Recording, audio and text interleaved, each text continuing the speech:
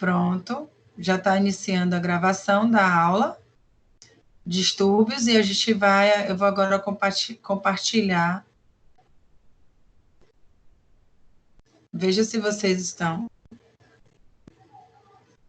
Veja se vocês visualizam. Não. Tá na tela branca, pronto. Tá na tela branca, né? Carregando. Agora tá aparecendo?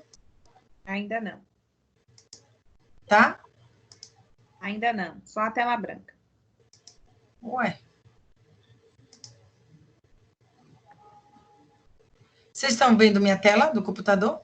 Não, a gente tá vendo assim. Só tá me vendo, né? Vou compartilhar.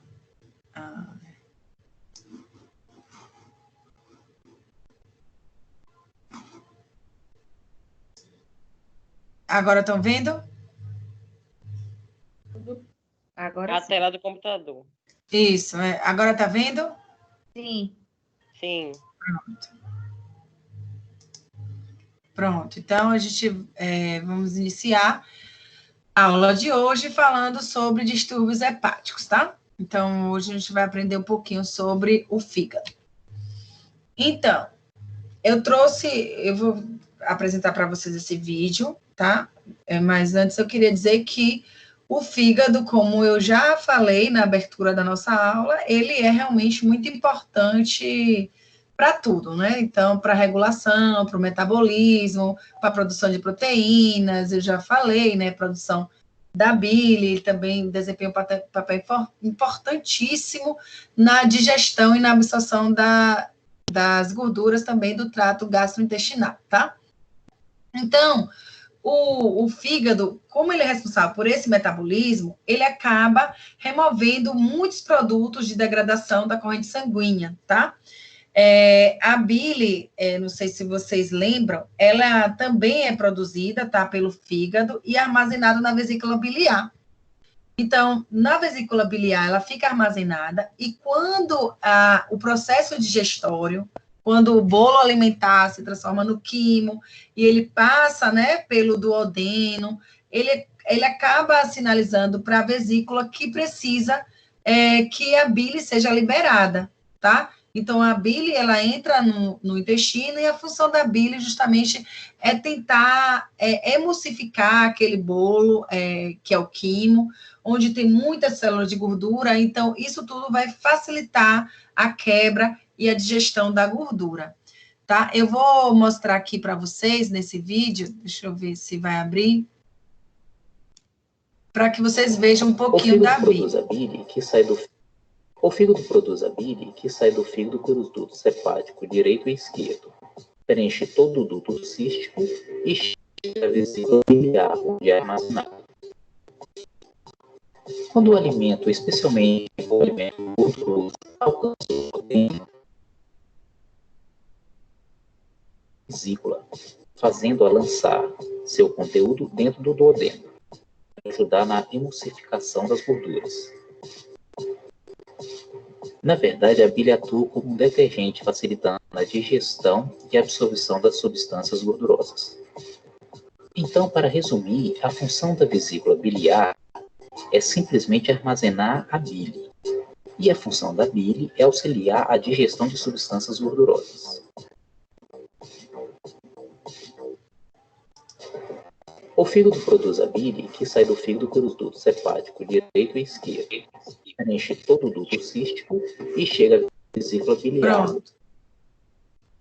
Como vocês viram e notaram, a bile justamente vai ter... Vocês estão me ouvindo, não estão? Sim. Pronto. Então, a bile vai ter essa função. A função da bile justamente é facilitar essa digestão da gordura. Vocês já ouviram falar da cirurgia de colecistectomia, que retira a vesícula biliar? Colecistectomia? Já ouvi falar, mas nunca... Já. Algumas pessoas, elas têm cálculo, né? Formam cálculo na vesícula e obstrução desse canal, né? Para esse canal de saída da bile para o intestino. Então, quando ocorre essa obstrução, claro que o primeiro sintoma, a pessoa vai sentir dor, né, na região, e aquela obstrução da bile, ela provoca uma liberação de bilirrubinas, né, na corrente sanguínea, porque a bilirrubina, ela não mais vai ser transformada na bile e ser armazenada na vesícula biliar. Então, num grau mais avançado dessa pessoa, ela pode ter até icterícia, né? Uma pessoa que tem cálculo na vesícula pode evoluir com uma icterícia. Então, essa é a função da bile, tá? Que fica localizado ali naquela porção ali que vocês viram ali do fígado, né? Aquela porção inferior do fígado. E qual a importância disso tudo para o fígado? É que o fígado, ele produz a bile, que é armazenada na vesícula. Então, qualquer problema e comprometimento, né, desse fígado vai interferir na produção dessa bile, tá? E como o produto final da formação da bile, a bile, na verdade, é o produto final da formação da agregação das bilirrubinas. Então, antes temos que ter as bilirrubinas. Se o fígado está lesionado, então a gente não vai ter a bile e as bilirrubinas não estão em elevação, e aí vão cair na corrente sanguínea. Por isso que a gente vê aquelas pessoas bem amarelas, bem ictéricas, porque justamente vocês têm que olhar para elas e ver que realmente algum comprometimento hepático essa pessoa ela está desenvolvendo. Nesse caso, a bilirrubina, que não está sendo transformada em bile, ela está caindo na corrente sanguínea, dando aquele tom amarelado ao paciente, né? E que também não pode se prolongar, porque tem sérios riscos aos tecidos do próprio paciente, aos órgãos, enfim. Então, o fígado, ele pesa entre 1.200 a 1.500 gramas, né, do adulto, né? Isso aí é uma estimativa média, e ele tem 4 lobos, tá? Agora, o que é importante vocês observarem, eu grifei aí em vermelho, é que aproximadamente 80% do suprimento sanguíneo provém da veia porta, tá? Que drena o trato gastrointestinal, então trata-se de sangue rico em nutrientes. Agora eu vou ver se tem uma figura aqui do fígado. Cadê a veia porta? Deixa eu ver aqui. Deixa eu ver se é nessa... Pronto, a veia porta, essa veia aqui, tá vendo? Veia porta fica nessa veia central. Ela, como eu falei, 80% do sangue, ele provém dessa veia porta aqui. Então, não sei se vocês já ouviram falar de hipertensão portal. Hipertensão portal é quando eu tenho qualquer comprometimento nessa veia porta. O que eu quero dizer, professora? O que eu quero dizer para vocês nesse caso? Se a gente tem deixa eu ver como é que eu vou mostrar aqui rapidinho. Deixa eu ver se na internet tem o fígado com a veia porta para vocês observarem melhor. Peraí. Deixa eu botar aqui fígado. Não é no YouTube, não. É embaixo. O fígado produz a bile que sai do fígado pelos dutos cefálicos, direito e esquerdo. Peraí um momentinho. Bora ver aqui. Fígado, para ver se vocês olham. Gente, tá cortando só para mim ou para todo mundo? Vocês estão vendo ainda? A sua voz está cortando para mim, Pro. Olha, vejam aí se todo mundo tá... Aqui tá normal. Aqui também tá normal. Olha isso na internet. Aqui também tá normal. Tanto a voz da professora como a imagem. Pronto. Tá vendo essa imagem aqui, né? Vamos... Aqui é a vesícula biliar, como eu falei. Aqui é a veia porta. Então, o que quer dizer? 80%, observe, de 100%, 80% do sangue, ele passa por essa veia porta e passa para o fígado. Então, o fígado recebe 80% do nosso sangue. Esse sangue é rico em nutrientes. O que, professora? Todos os tipos de nutrientes que ingerimos, né? Todos os tipos, tanto gorduras, como glicoses, como aminoácidos, como ácidos graxos, que é a própria gordura, né? Vitaminas, tudo vai passar por esse sangue aqui, com 80%, esse 80% de corrente sanguínea, que ele passa por essa veia porta e chega ao fígado, é tudo produto da nossa própria ingestão, porque a gente não ingere os alimentos. Quando a gente ingere os alimentos, a gente precisa nesses alimentos de glicose, de vitaminas, de proteínas, de aminoácidos. Então, quando o intestino ele começa a absorver esses nutrientes, né, e vem carregando pela própria corrente sanguínea, essas vitaminas, ela passa tudo pelo fígado. Então, é no fígado que todos os processos que são deletérios ao corpo, ele passa aqui para ser metabolizado. Então, muitas substâncias tóxicas, como o álcool, que acabam sendo ingeridos, né? Ou como qualquer outro, venenos. Vamos dizer que, se o paciente tomar aquele veneno de rato, eu esqueci o nome agora, claro que vai passar por essa veia porta e vai lesionar os hepatócitos, né? A exemplo do que está falando agora sobre a cloroquina. Alguns pacientes que utilizaram cloroquina, né, esses pacientes de COVID, eles tiveram comprometimento hepático. Aí você tem que pensar, raciocinar por que está tendo esse comprometimento hepático. Porque a cloroquina, claro, como qualquer medicação, ela vai ser ou venosa ou oral, ela vai cair na corrente sanguínea, né? Então, esse princípio, esse substância ativa, né, da cloroquina, cai na corrente sanguínea e aí vai passar por onde? Pelo fígado. E foi descoberto o quê? Que ela era hepatotóxica. Ela é hepatotóxica também, como o paracetamol, que é hepatotóxico. Eu não sei se vocês têm conhecimento, mas o paracetamol, se ele é utilizado em excesso, ele pode ter uma resposta de hepatotoxicidade no fígado e começar a lesionar esse nosso órgão tão importante que é o fígado.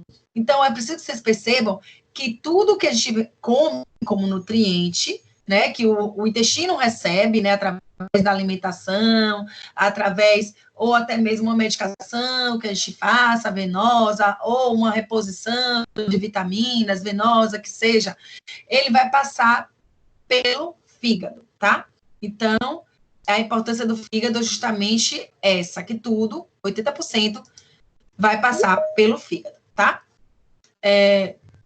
Não sei se tem alguém, será que tem alguém, deixa eu ver se tem alguém pedindo para entrar.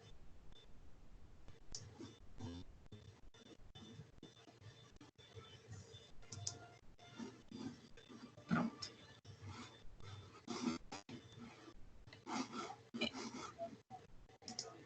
Então, conseguem ver, né? Tá tudo ok com vocês? Sim, pronto. Pronto, Rafael. Então, 80% do suprimento sanguíneo provém daquela veia, tá? Que drena do trato gastrointestinal. Então, trata-se de sangue rico em nutrientes. Só que ele carece de oxigênio. É rico em tudo e carece de oxigênio.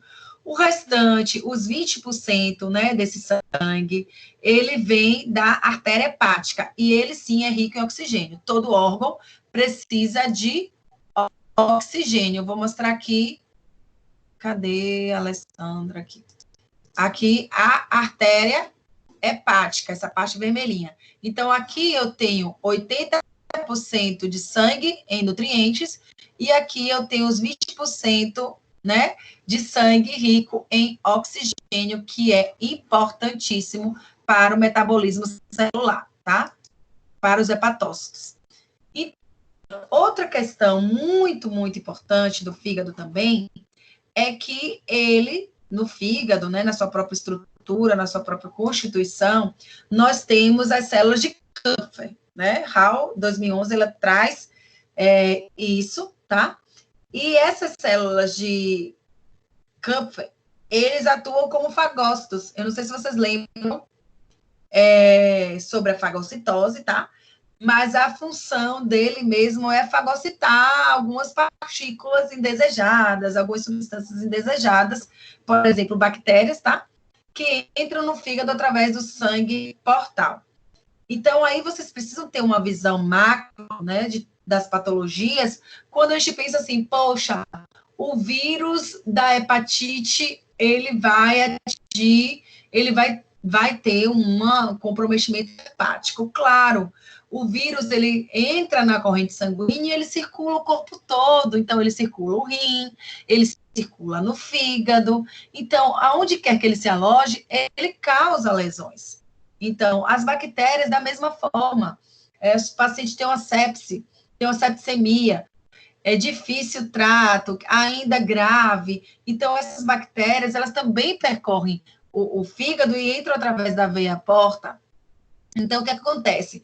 Essa bactéria, ela vai lesionar, né, o fígado, mas o fígado também tem uma linha de defesa que justamente essas células de Kupffer, as células que vão fagocitar essas partículas.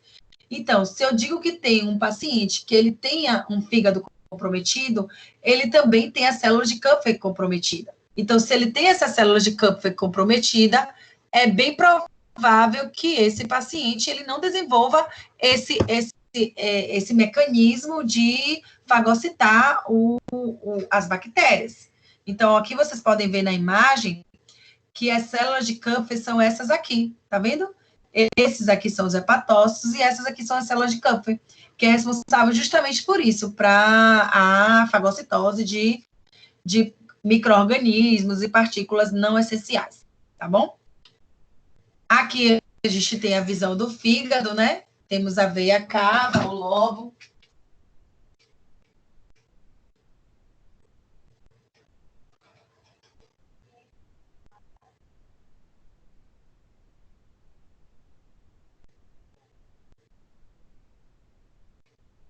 Vocês estão me ouvindo, gente?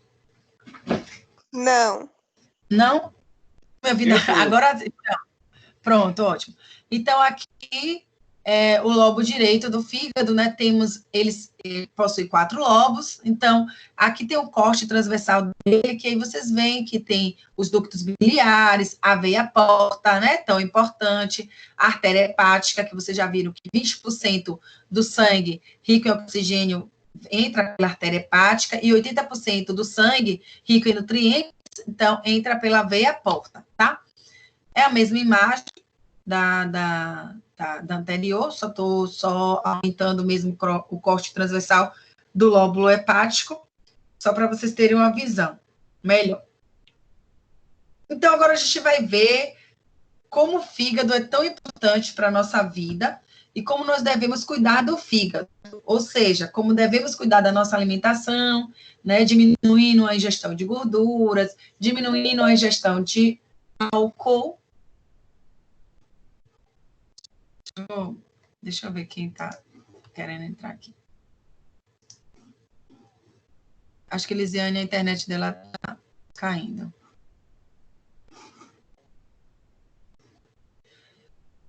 Pronto, então a gente vai ver como é muito importante o nosso fígado, tá? Eu vou começar com o metabolismo da glicose, tá? Então, o que é que a literatura ela traz? O que é que Brunner traz? O que é que Hall traz sobre o metabolismo da glicose? A glicose, ela vai ser captada, né, do sangue venoso pelo fígado e ela vai ser convertida em glicogênio. Isso não é nenhuma novidade para a gente. Até quando foi falado no seminário de diabetes, e quando eu falei também na aula de diabetes, foi tratado sobre isso.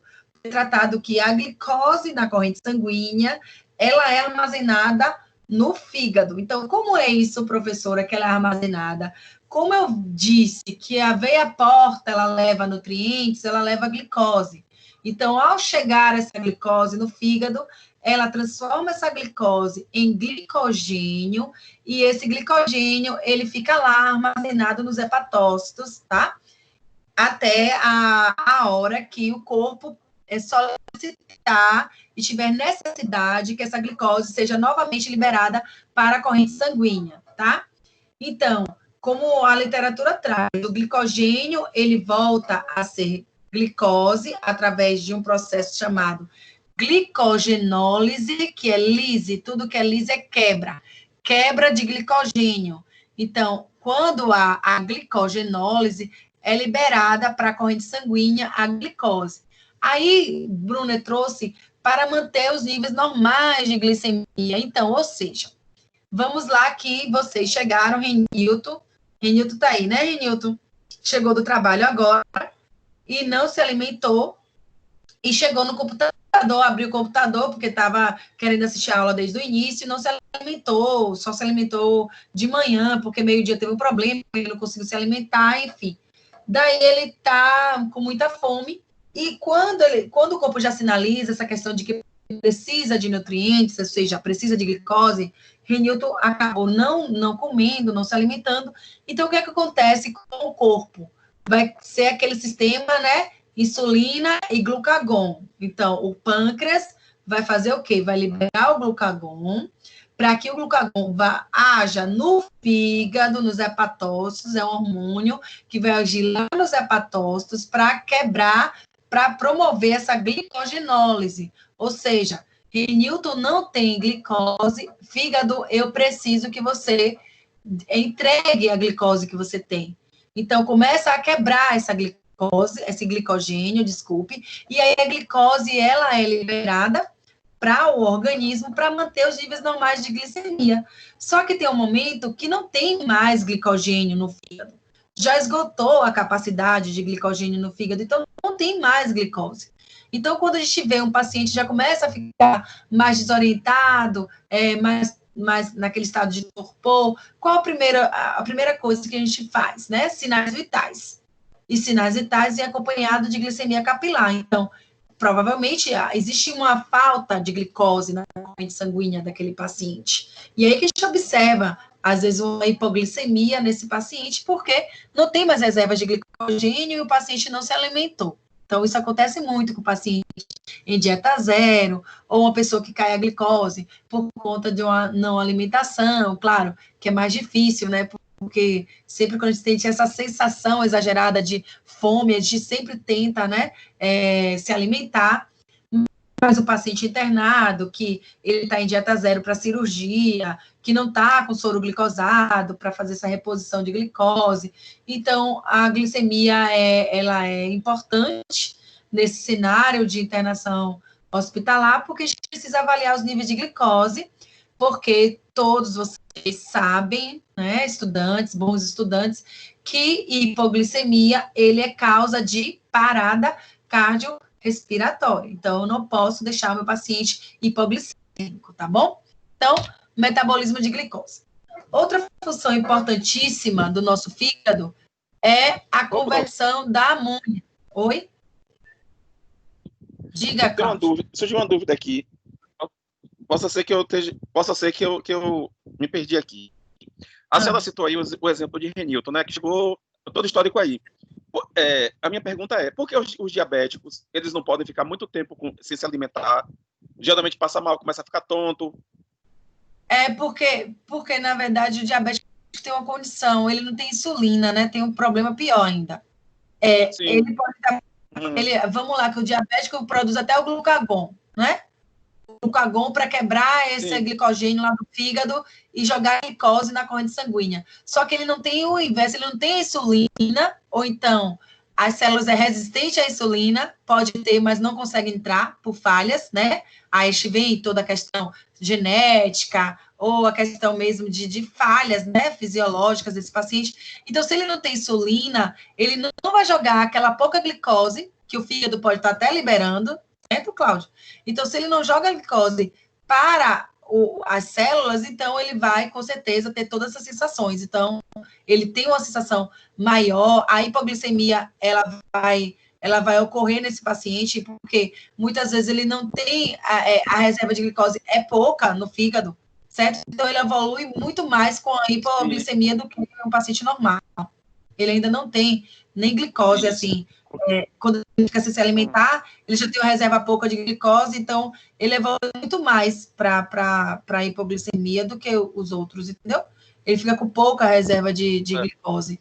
Além do mais que o paciente de diabetes tem um outro agravante. Além dele não ter insulina, né, ou ter o ser resistente à insulina, ele faz uso de hipoglicemiantes, né? Então, hipoglicemiantes são aquelas medicações orais, metformina, eu acho que é isso que você quer saber. Então, eles tomam regularmente. Qual a função do hipoglicemiante? Diminuir glicose na corrente sanguínea. Então, a glicose basal dele tende a ser mais baixa se ele é um paciente certinho, se ele toma regularmente a insulina desculpe, o hipoglicemiante e está respondendo bem aquele hipoglicemiante. Então, a reserva de glicose dele tem que ser pouca no sangue, tem que ser o mais normal possível. Então, se ele fica muito tempo sem se alimentar, já faz uso de hipoglicemiante, a chance dele ter hipoglicemia é bem elevada. Diferente de Renilton, que não faz uso de hipoglicemiante nenhum. Então, ele tem uma reserva melhor, entendeu? De glicose na corrente sanguínea. Entendeu? Positivo. Ok. Pronto. Se tiver alguma dúvida, podem perguntar, viu? Como o Cláudio fez. Pode interromper mesmo. Deixa eu ver quem é que... Rapidinho aqui, gente, de novo. Tem alguém... Elisandra, que saiu.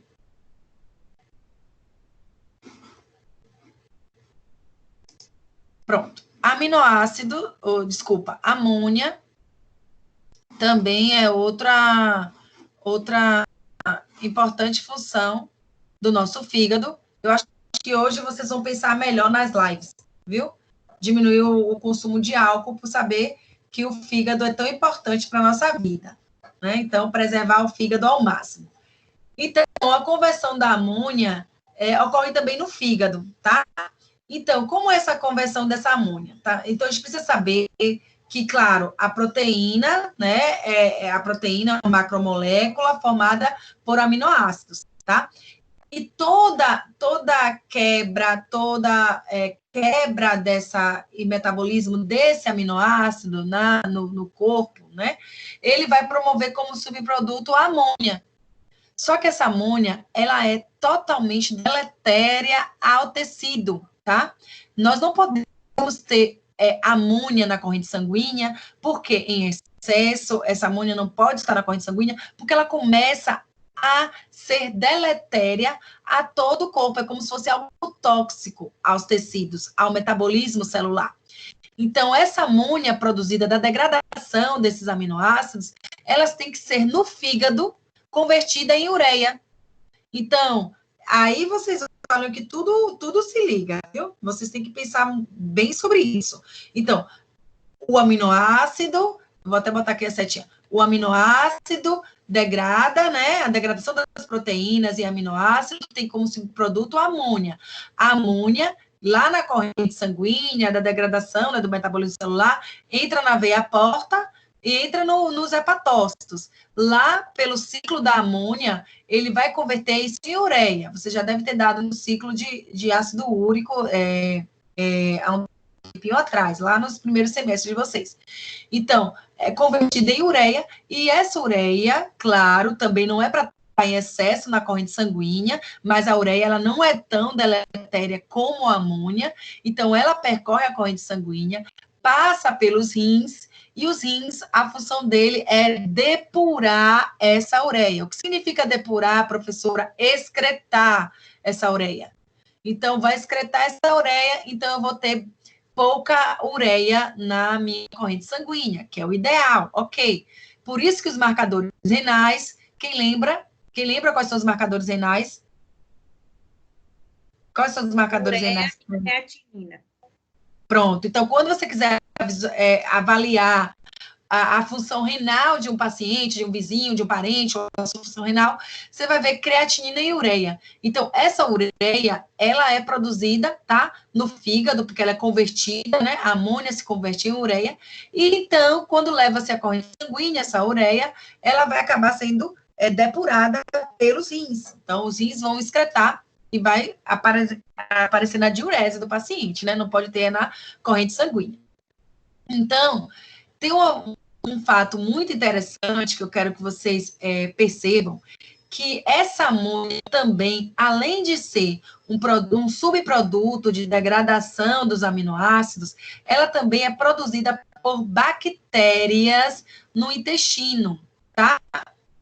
Então, a amônia também, ela é produzida, a gente sabe que o intestino, a gente tem bactérias boas, né, lactobacilos, e a gente também tem bactérias ruins, né, então a gente tem uma gama de bactérias no nosso intestino.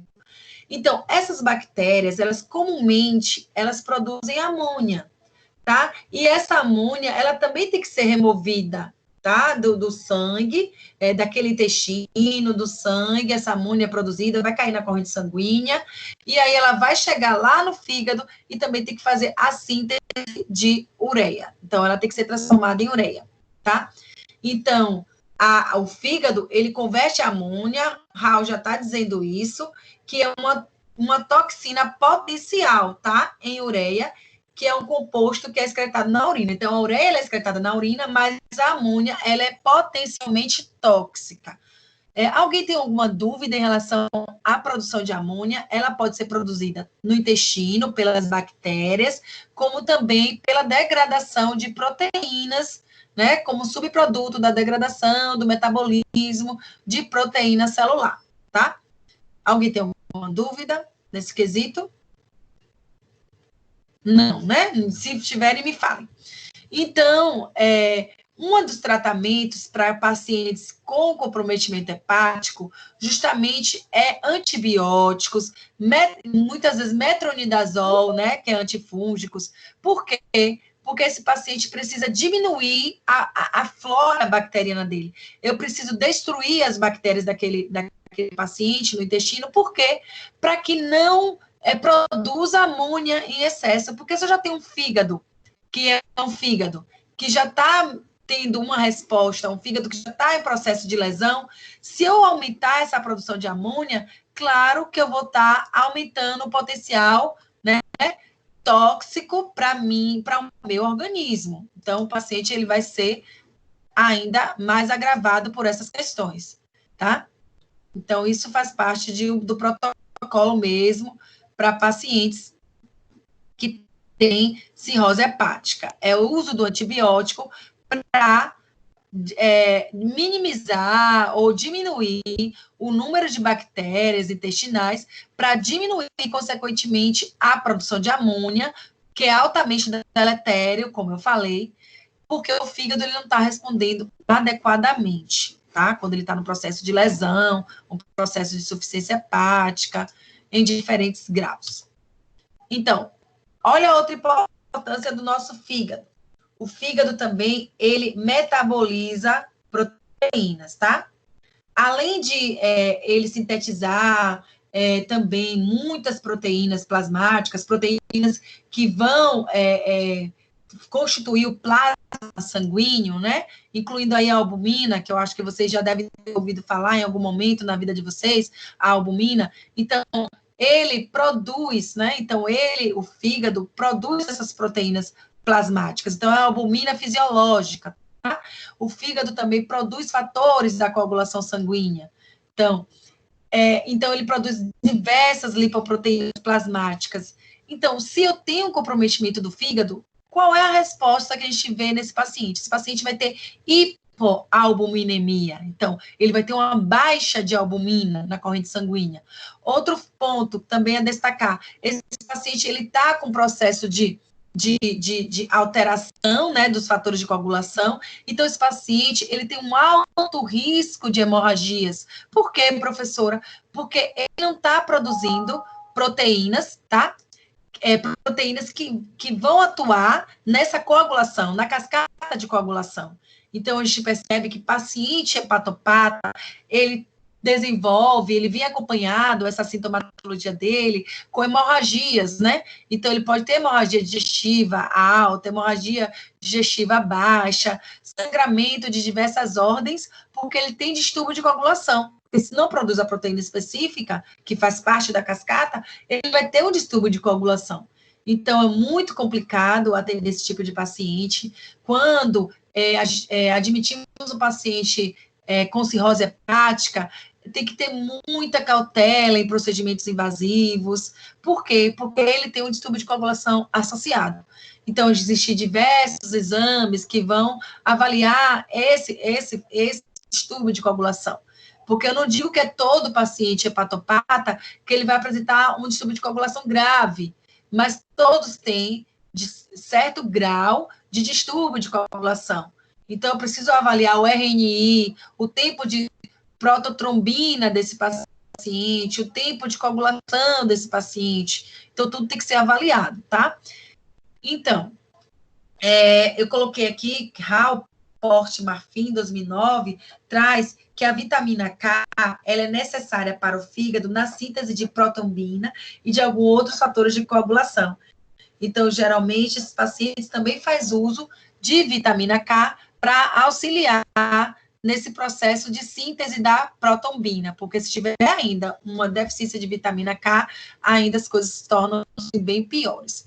Eu vou passar aqui esse vídeo, tá? Vamos ver aqui se é o vídeo que eu estou querendo passar agora, para vocês entenderem sobre distúrbio de coagulação, tá bom?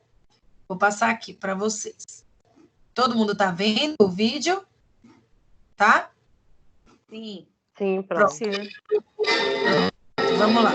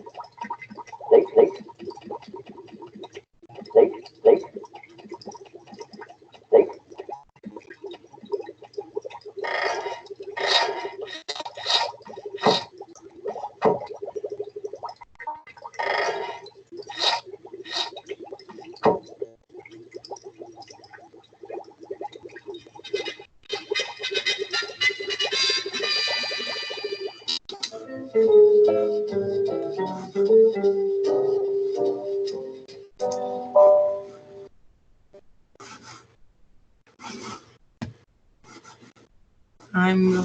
Peraí.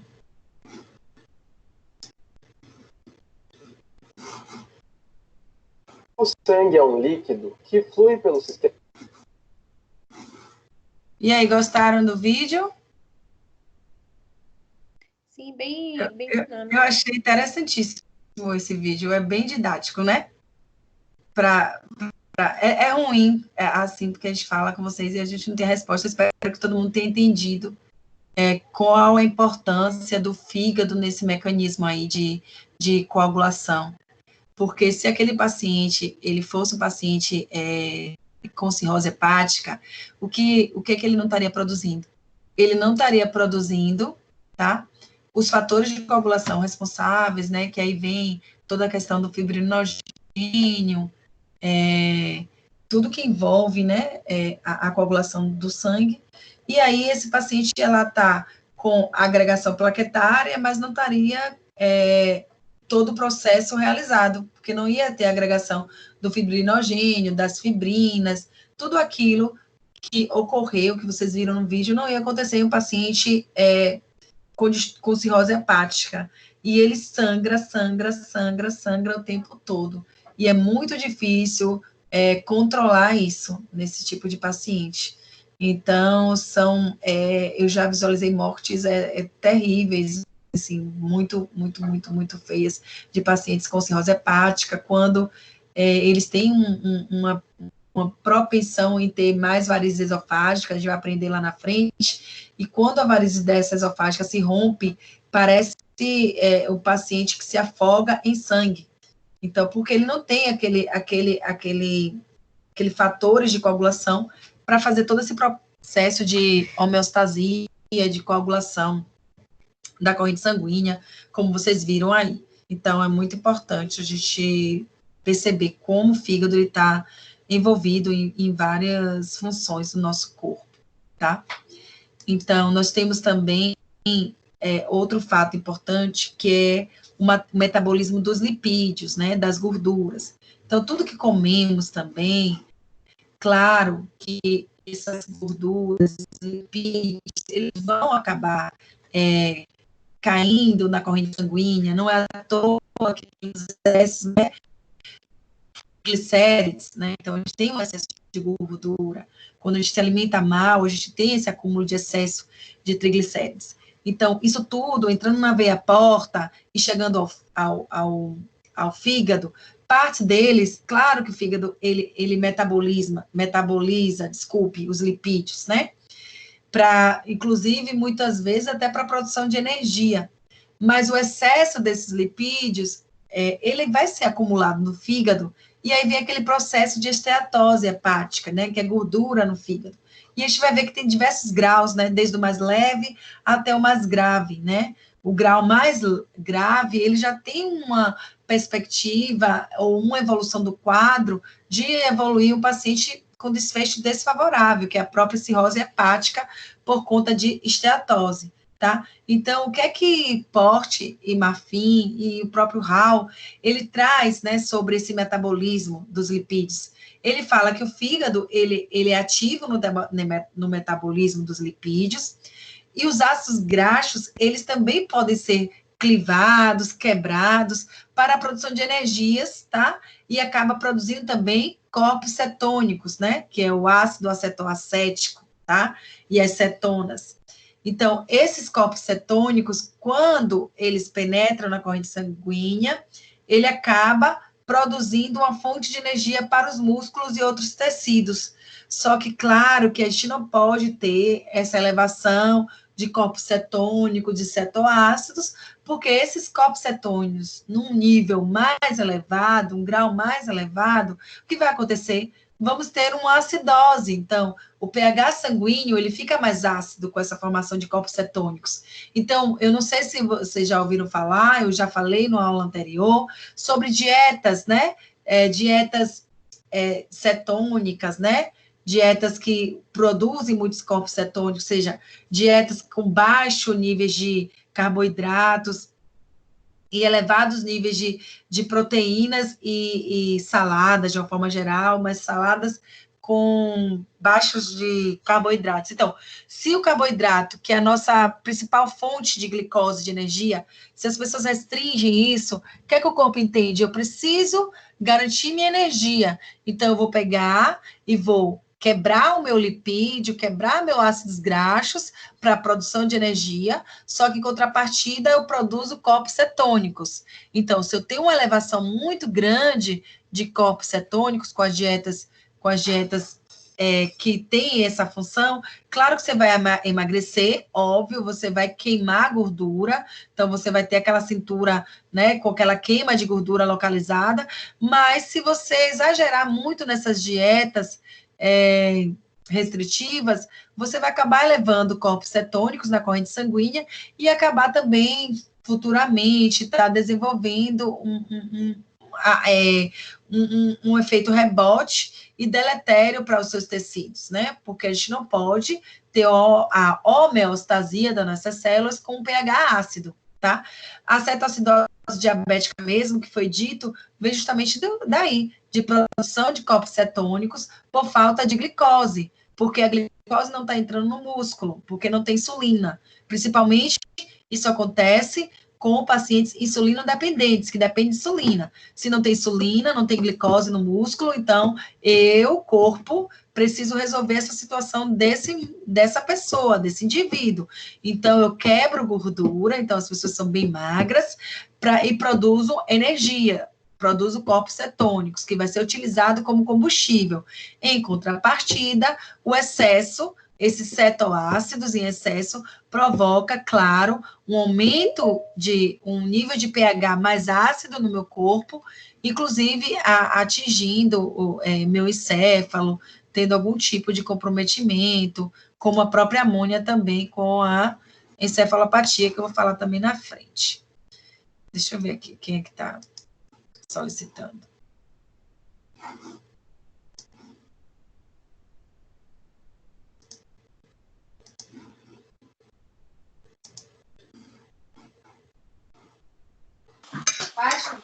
Entender? Natália, por favor, desative seu microfone, obrigada. Então, vocês entenderam dos corpos cetônicos? Espero que sim, tá? Cuidem também das dietas de vocês, nem tão restritiva, nem excesso de carboidratos, nem excesso também, nem restrição total deles, tá? E o fígado também tem uma função importantíssima de metabolizar medicamentos. Então, ele metaboliza os medicamentos. Aí eu trouxe exemplos, né? Cash, 2012, trouxe exemplos dos barbitúricos, dos opioides, sedativos, anestésicos, anfetaminas. Então, a gama de antibióticos, de medicações, são metabolizadas no fígado. Então, é importante que o profissional de saúde sempre tenha noção de que qual medicação ela causa mais hepatotoxicidade no indivíduo. Então, se eu tenho um indivíduo que ele tem um comprometimento hepático, óbvio que eu vou ter que optar por medicações que não passe pela via hepática. Então, eu vou preferir, vou priorizar medicações que não ocorra, não tenha na sua Constituição, que não seja tóxica e que evite passar pela primeira linha de escolha, que é a via hepática. Então, é muito importante a gente saber isso. O paracetamol mesmo, ele é hepatotóxico. Então, não é bom, eu acho que não deveria nem ser liberado amplamente o paracetamol, porque às vezes as pessoas fazem uso excessivo desse medicamento, dessa substância, e aí pode ter comprometimento futuro com o seu fígado, tá? Então, prefiro a dipirona, né, como analgesia. É muito mais seguro do que o paracetamol. Claro que tem pessoas que têm alergia à dipirona, né, mas caso não tenha, acho que é uma boa escolha o uso da dipirona e evitando o paracetamol.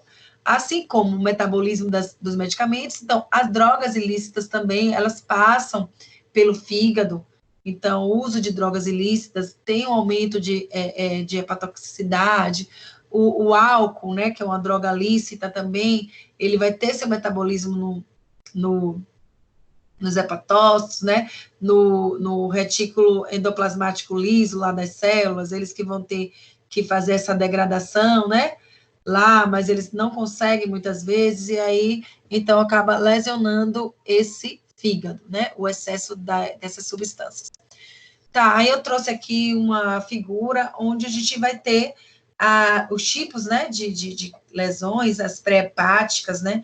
As pré-hepáticas, o próprio nome diz, antes do fígado, né? Então, como é que ocorre a pré-hepática? Bem, se eu tenho uma trombose, uma formação de trombo obstrutiva, antes, né, do meu fígado, uma trombose, vamos lá, na veia porta ou na artéria hepática, claro que se eu tenho uma obstrução da veia e da artéria hepática, eu tenho um comprometimento hepático, por quê?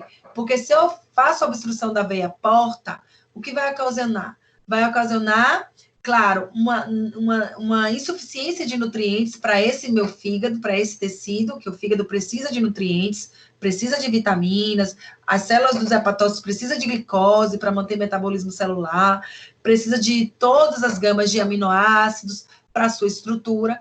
Então, se eu tenho uma trombose naquela região, claro que eu vou ter uma lesão hepática, tá? Se eu tenho um estreitamento da veia porta por qualquer causa, então eu também vou ter um aporte menor de sangue passando por esse meu fígado e, consequentemente, ocasionando essa lesão hepática também. A própria esplenomegalia também, né? Aumento do baço, né? Ele também pode estar comprometendo aquele acesso à veia porta, e aí está um comprometimento também da lesão, né? O paciente ele tem um comprometimento hepático, em detrimento dessas causas. Nós temos a intrahepáticas, que acontece no fígado mesmo, né? Então, é dentro, lá no fígado. Então, cirrose hepática decorrente, ou uma cirrose hepática decorrente de vírus, decorrente de bactérias, decorrente de álcool, né? Ou a bebida alcoólica, né? Que é o álcool. A esquistossomose também, às vezes o paciente tem história de esquistossomose, então também é pode ter uma causa intrahepática, né? Esteatose, né? Sarcoidose, hiperplasia nodular, então, nódulos, uma gama de nódulos hepáticos, também tudo causa lesões intrahepáticas, né?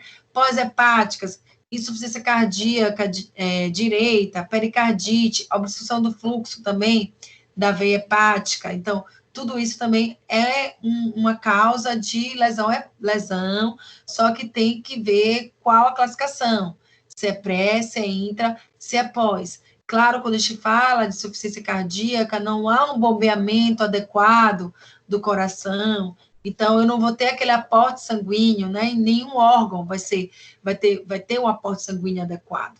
Então, claro que vai ocasionar uma lesão renal decorrente disso, tá bom? E obstrução também da veia, também pós-hepática. Então, vamos...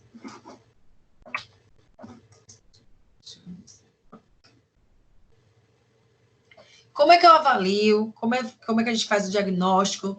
Como é que é a prova da função hepática, tá? Bruna, ele traz que mais de 70% do parênquima, né, daquela parte da superfície, do parênquima do fígado, pode ser lesionado antes que os resultados das provas de função hepática se tornem anormais. O que eu quero dizer com isso? Antes de a gente ver aquela alteração hepática, que eu vou explicar quais são os marcadores hepáticos de lesão hepática, o nosso fígado pode ter um comprometimento de mais de 70% e não está sinalizando no exame. Então, há uma preocupação muito grande quanto a isso, porque às vezes o exame não está demonstrando e ele já tem um comprometimento real de 70% desse parênquima do fígado, tá? Então, a gente precisa, claro, sempre fazer os exames de rotina para avaliar os níveis séricos. Então, aí eu trago, né, o que Dunning, 2009, ele traz como exemplos, né? Então, a gente precisa saber as atividades das enzimas hepáticas, séricas, né? Então, eu preciso saber os níveis séricos de aminotransferase, fosfatase alcalina, desidrogenase lática, concentração séricas de albumina, globulinas, bilirrubina, amônia, fatores da coagulação e lipídios. Observem que tudo isso aqui foi tratado na aula. Ou seja, se eu tenho um aumento de amônia na corrente sanguínea, eu tenho que ver, poxa, meu fígado deve estar com algum comprometimento. Se eu tenho uma bilirrubina em excesso, claro que eu tenho que pensar Poxa, porque eu tenho bilirrubina em excesso? Então, não está produzindo bile lá no fígado? Está tendo algum comprometimento de lesão hepática? Então, é isso que a gente tem que pensar. Então, marcadores de lesão, de isquemia, de hepatócitos, TGO, TGP, são marcadores de isquemia, de parênquima. Então, a gente também tem que ficar avaliando, tá? Então, eu já coloquei até aqui que as aminotransferases, antigamente denominadas como transaminases, que eram os TGOs e TGPs, né, de antigamente, eles são marcadores sensíveis de lesões hepáticas, tá? Então, a gente pode observar, claro, detectar doença hepática, como as hepatites, com simples alteração das enzimas. Então, qual o papel do médico, do enfermeiro? É avaliar, né? Eu tenho aquele paciente internado, eu vou avaliar a enzima hepática, porque vai ser dosada, vai ser seriada. Então, o médico deve solicitar de tempo em tempo enzimas hepáticas, eu vou ver se ela está em elevação ou em regressão. Se eu tenho uma elevação de enzimas hepáticas, isso para mim está traduzindo que o meu fígado, ele está cada vez mais lesionando. Então, se eu tenho um fígado que ele está recuperando as funções hepáticas, eu vou ver um decréscimo desses marcadores. Então, a gente vê isso através de quê? Do exame de sangue. Eu trouxe aqui um exame de sangue de um homem, para vocês observarem que o TGO, ele é o AST, né? E o TGP, ele é o ALT, ALT. Claro que a gente ainda continua vendo os laboratórios colocando isso, e os médicos ainda costumam pedir da forma antiga, TGO e TGP, claro que todo mundo entende, mas vocês podem observar que esse paciente, ele tem alteração nas duas enzimas, tanto no TGP como no TGO, tanto no AST como no ALT, tá? Então, se a gente for perceber aqui, no AST, o homem, ele tem que ter até 37, tá? O valor de referência. Então, ele tá mais que o dobro. Então, 85. Então, isso já me mostra, isso já demonstra para mim que esse paciente, ele tá tendo algum tipo de comprometimento hepático. Mas aí eu preciso investigar outras funções do fígado para saber qual o grau desse comprometimento. Não é só as enzimas hepáticas que vai me definir qual o grau desse comprometimento, tá bom? Então, aqui eu também tenho o ALT, que também está quase o triplo, não, tá até o triplo, né? 3 vezes mais, 124. Então, isso demonstra para mim que esse paciente, ele está tendo algum nível de disfunção hepática, que precisa ser analisado e que precisa ser reparado o quanto antes. Eu já admiti pacientes que faziam uso de esteroides, tá? Fazia uso de aquelas chamadas bombas, né? De academia. Então, pelo uso exagerado, ou até mesmo por um comprometimento, o fígado dele não resistiu àquela dose que foi feita, ele já começou a ter alteração de AST e ALT, chegou para a gente com 800 de cada, então, 800, 700 e pouco, então, uma alteração importante, teve que ficar internada em UTI, até reverter o quadro. Alguns pacientes até morrem, né, por isso. Então, quais são as manifestações, né, da disfunção hepática, tá? Então, primeiro, a gente precisa entender que essa disfunção hepática resulta de lesão das células parenquimatosas do fígado, tá? Dos meus hepatócitos. Então, outra coisa muito importante é que 40% dessas mortes estão associadas ao consumo de bebidas alcoólicas, tá?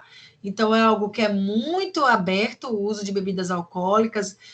A mídia o tempo todo faz apologia ao uso de bebidas alcoólicas, a gente percebe isso quando a gente assiste aquelas propagandas, vem verão, vai verão, sempre trazendo o uso de bebidas, de cervejas, as grandes empresas, né, de cervejas, ela sempre traz, sim, uma apologia de beleza, pessoas bonitas, sempre bebendo, sempre nas melhores festas, mas a gente sabe que 40% das mortes estão associados muito ao consumo de bebidas alcoólicas. Para vocês terem uma ideia, lá na unidade que eu trabalho, na UTI, 100%, eu digo 100% não, que a gente pegou autoimune, mas, assim, em torno de 80% das internações por cirrose hepática é secundário ao uso de bebida alcoólica. Então, é algo que a gente precisa estar muito atento, tá? Quando Kellerman, 2011, ele traz sobre a cirrose compensada, ele quer dizer que é o momento que o fígado comprometido ainda é capaz de desempenhar funções normais, tá?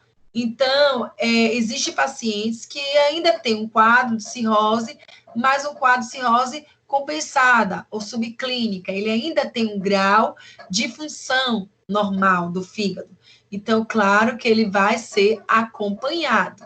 Então, quando essa cirrose tiver um grau mais elevado de comprometimento, aí provavelmente ele vai ter que partir para um transplante, já que não tem cura.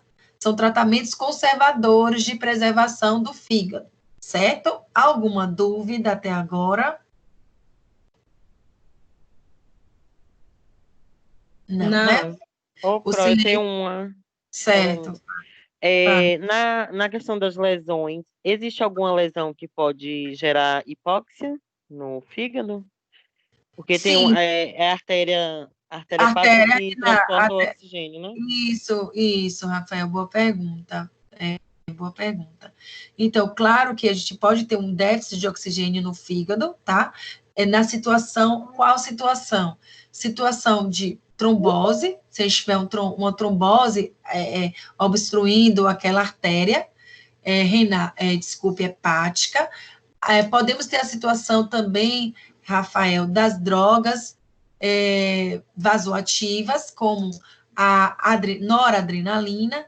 Quando o paciente ele faz uso de noradrenalina, a noradrenalina, ela preserva, claro, ela é uma droga para estar aumentando a pressão daquele indivíduo, né, para ter uma melhor perfusão, mas quando a gente usa por muito tempo noradrenalina, o que acontece com os pacientes? A noradrenalina, com o tempo, ela tende a preservar órgãos nobres, né, coração, cérebro e rins, então ela começa a ter um redirecionamento desse sangue para esses órgãos nobres, que é o corpo considera como órgãos importantes, órgãos vitais. Então, eu posso ter algum tipo de hipóxia hepática, levando, claro, a uma elevação dessas enzimas e uma lesão desse hepatócito, certo? Então, claro que a gente pode ter uma lesão hepática por hipóxia. Qualquer lesão tecidual, ela pode ocorrer por hipóxia, sim. Aí a gente vai ter que ver, Rafael, quais são as causas. Pode ser uma estenose, uma diminuição do lumen da artéria hepática? Pode, né? Então, a gente tem que avaliar, o médico vai avaliar para ver o grau disso. Mas o que ocorre mais comumente mesmo é relacionado ao álcool, às drogas ilícitas, ao uso exagerado de proteínas. Então, quem é uma pessoa que faz uso exagerado de proteínas, que malha, né? Então, aí quer uma musculatura ideal, e aí faz aquele boom de proteínas, então, toma whey, come muita proteína, então, esse excesso de proteína, ele também provoca lesões renais, então, pode provocar uma demanda exacerbada para o fígado também. O fígado tem que metabolizar muita proteína. Então, quanto mais a gente demanda do nosso órgão, mais ele pode entrar em falência. Será que eu respondi, Rafael? Ou você tem mais alguma dúvida? Tá, importante a sua dúvida. E acaba até alertando os demais, né, para outras situações, tá? Podem perguntar à vontade. Então, algumas manifestações eu trouxe aqui, ainda falando da disfunção hepática, que é o que Hansen, Zucker e Sasaki falam em 2010, que 80% dos clientes com diagnóstico de cirrose compensam e permanecem assintomáticos por um período de 10 anos. Então, muitas vezes eu tenho aquele paciente que há 10 anos bebe e há 10 anos ele é assintomático, ele não sente nada. Então, depois de 10 anos, ele já começa a sentir náusea, então aquela sensação de náusea, aquela sensação de perda de apetite, são sensações gastrointestinais, tá? Então, aí ele já vem com aquele emagrecimento, aí já vem com aquela pele mais amarelada, que a gente já conhece como icterícia, é quando ele vai e procura o atendimento médico. Então, a gente vai ver que em 10 anos, a cirrose ela estava compensando e por isso permaneceu sintomática, mas quando ele já chega num grau médio ou elevado dessa lesão dos hepatócitos, tá? Eu já falei para vocês que a esteatose hepática é o acúmulo de lipídios, então é um acúmulo anormal, então a gente tem que ter cuidado. Muitas pessoas, às vezes, têm esteatose hepática grau 1 e não sabe, porque não faz exame regular de ultrassom abdominal. Então, é preciso fazer pelo menos ao ano a ultrassom abdominal para ver seu fígado, suas vísceras, né? Para ver se tem algum tipo de esteatose, de acúmulo anormal de gordura.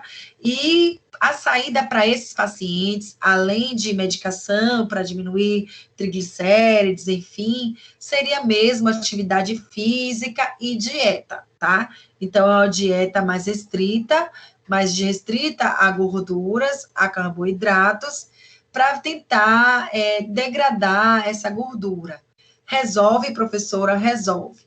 Muitos pacientes que chegam a ter grau 3 de esteatose, pode sim evoluir para melhora e depois passar para grau 2, grau 1, tá?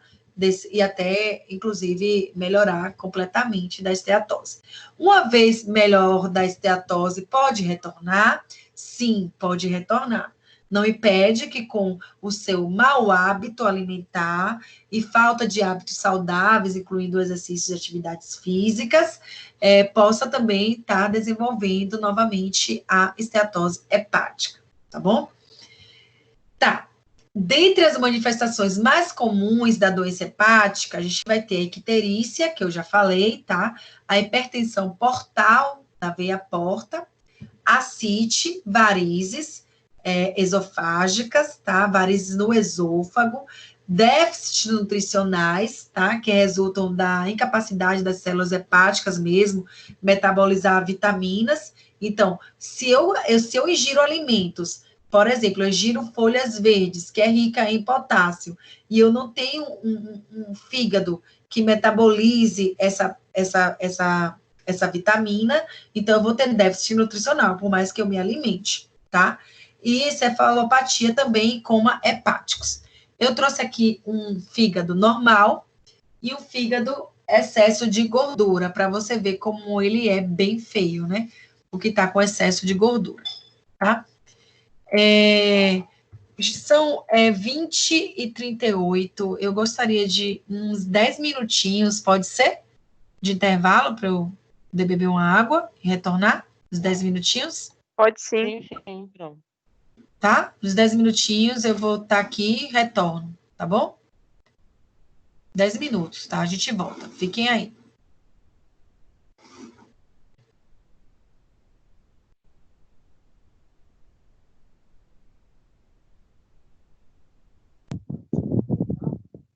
Tô gostando dessa aula, não.